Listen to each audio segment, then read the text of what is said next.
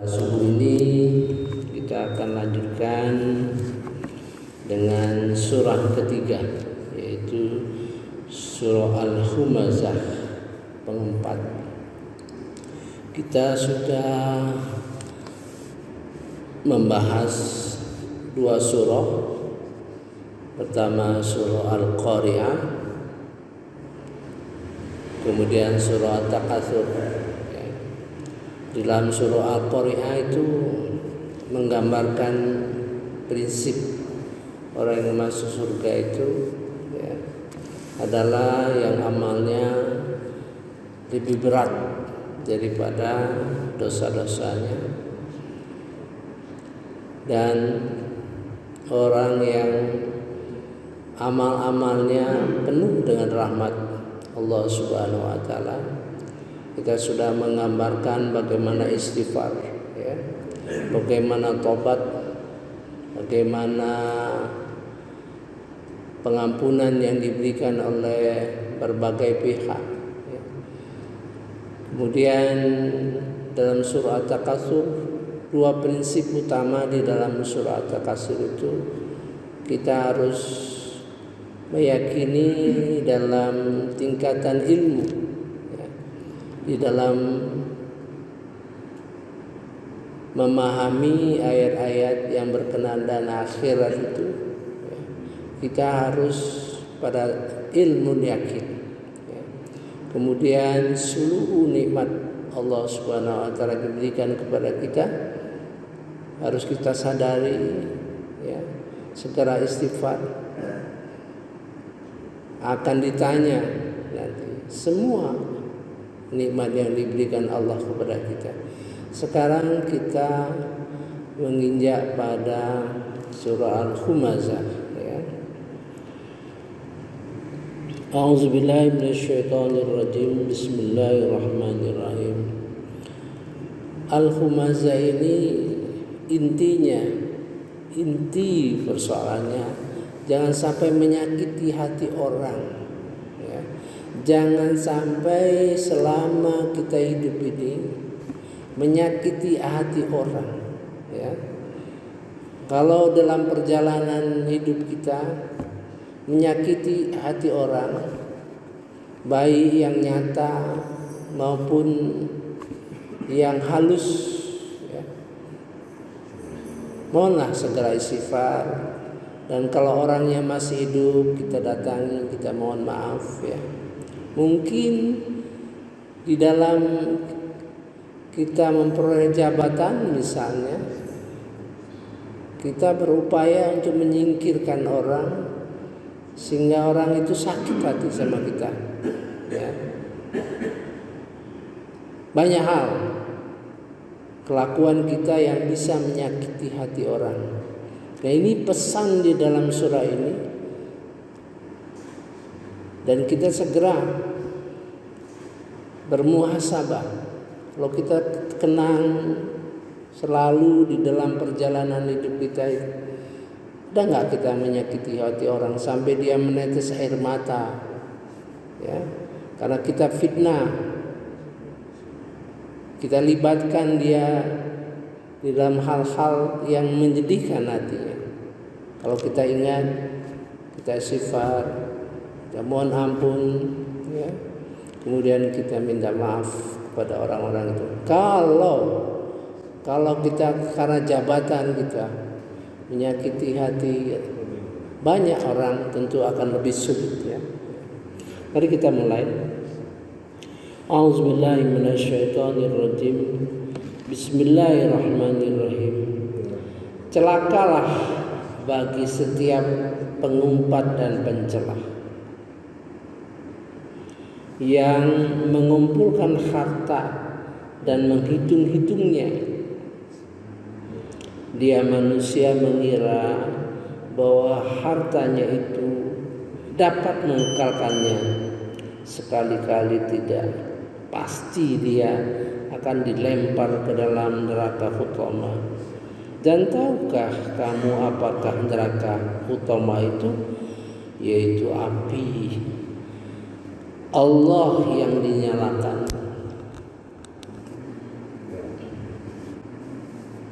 yang membakar sampai ke hati. Ya. Sungguh api itu ditutup rapat atas diri mereka, sedangkan mereka itu diikat pada tiang-tiang yang panjang. Ini seperti kita masuk neraka di dalam presto, ya. Tertutup. Kalau neraka sama dengan masuk dalam presto, ya, ditutup dan tidak bisa bergerak di dalam tiang-tiang. Mari kita pahami ayat per ayat dengan pikiran, ya. Jangan pernah menyakiti hati orang, ya. Jangan sampai kita membuat sedih yang lama sekali, ya. Wailul likulli humazatil lumazah. Celakalah, wail likulli, bagi setiap, humazah, lumazah, dua, pengumpat dan pencela. Kalau lumazah itu, pencela itu langsung orangnya ada, ya, mencela tapi orangnya ada. Bayangkan, pernah nggak dicela orang, ya, di depan kita? Kalau humazah, mengumpat tapi orangnya nggak ada. Kenapa ini bisa terjadi pada diri orang sampai berani ngumpat, berani mencela? Karena merasa hebat, karena merasa lebih punya kedudukan yang lebih tinggi, karena merasa lebih kaya, karena merasa lebih punya kekuasaan, karena merasa lebih segala hal, sehingga sombong. Itu karena kesombongan kita.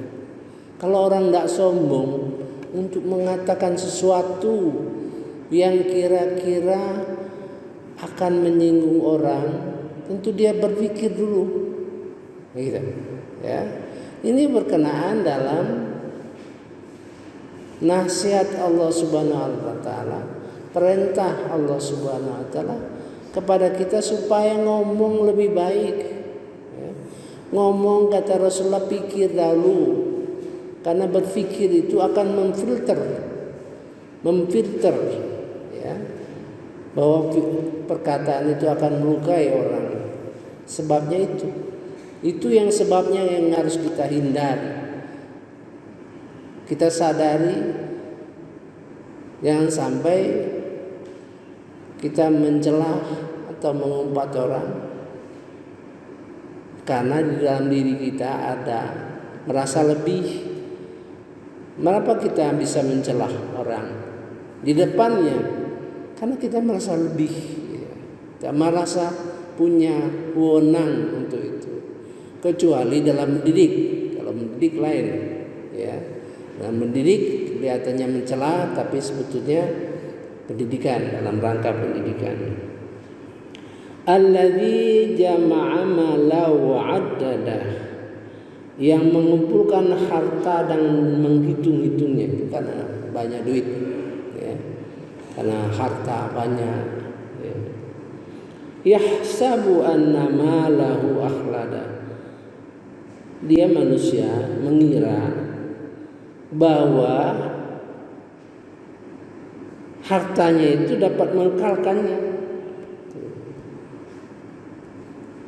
Hartanya itu harta yang disertai kesombongan, ya. Kalla layumbazanna fil khotamah, sekali-kali tidak, maka dia pasti dilemparkan ke dalam neraka khotamah. Wa ma adraka mal khotamah, ini pertanyaan yang selalu kita temukan. Wa ma adraka, tahukah kamu apa itu khotamah?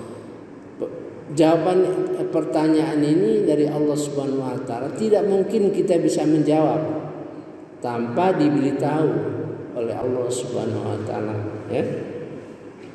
Narullahil muqadah. Narullahil muqadah. Ialah api neraka. Kalau ada Allah, narullah, itu luar biasa itu, ya. Narullah. Kalau di dalam surah Qari'ah kemarin, wa ma adraka mahiya narun hamiyah, artinya apinya itu lebih rendah, narun hamiyah, jadi lebih rendah daripada narullah. Sama dengan kitabullah, yang menunjukkan lebih tinggi gitu, ya. Allati tattali'ul 'alal afidah, yang akan naik membakar hatimu. Makanya saya sampaikan tadi supaya jangan pernah menyakiti hati orang, ya, karena akan dibakar hatinya. Narul allati tattali'u 'alal afidah, sampai ke hati, ya. Fuada, al-afidah itu hati, jadi jamak afidah fuada, ya, hati.